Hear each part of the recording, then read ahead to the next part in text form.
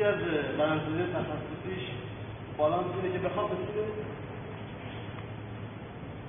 تمام محیط‌های بدن استرس میکنه، باز هم پاهاش جفت میکنه که با کمک مربی هم حتی نتونه پاهاشو باز کنه. پنجه دست باز، فشار محکم به زمین، مربی نتونه بلندش کنه. تمام بدن عضلات بدنش درگیر میکنه طوری که مربی از فعالیت کمک کنه آروم آروم اینجوری پشت‌مون بلند بشه. این یک آموزشی واسه اون ژیمناستی که بتونه از اینجا تحمل کنه این کارو بیاد بالا، اون دیگه بدنسازی خوبی واسه بالانس انجام بده. بالانس برای آموزش بالانس پای تکیه‌گاهش مخالف دست اصلیش انتخاب میکنه.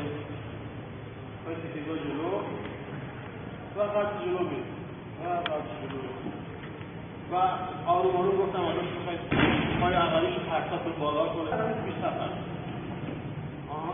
و بعد مراحل بعد دیگه آروم آروم میتونید بالانسش رو نگه دارید، اصلاح کنید و یکی دیگه از آموزش‌های بالانس اینه که بیاید وایسته بشینه برش دور کنید سینت نگه و ازش نخواهید هنوز به خط عمود برسید. مراحل بعد از این هم که باز همون پای تکیه‌گاه و این کارات که این را بشتن یادم میبینید یک نمونه‌های دیگه هم داریم کنار دیوار بالانس پشت به دیوار و بالانس سینه به دیوار تمرین بکنن، کمکش میکنیم بالانس اینجا هم تمرین بکنن. یا مثلا برگشت تا جایی که میتونه انگشت کوچیکش رو نزدیک دیوار کنه، تا جایی که میتونه. وقتی انگشت کوچیک نزدیک دیوار میشه زیر بغل از دیوار فاصله میگیره. باید اینجا بهش بگید خودتون فشار بدید، آروم آروم بالانسش اصلاح میشه. و اصلاح بالانس در بالانس پاها جفت کمک کنید باز نشه. این خودش همین باز کردن خودش الان ماهیچه‌های باز شونده و بسته شونده شده درگیره. برعکسش اینه که پاتو باز کن شما ببندید نظر بسته بشه. ما اینا رو تغییر میکنیم ماهیچه‌های برعکسش. باستنش یکی دارید باستنش با مشت کیپ کنم این باستنش از روی چیز مدار اصلش خارجه. یه خود این حالت میشه. اینه تو باستن کیپ سر ذره بالا یک ذره.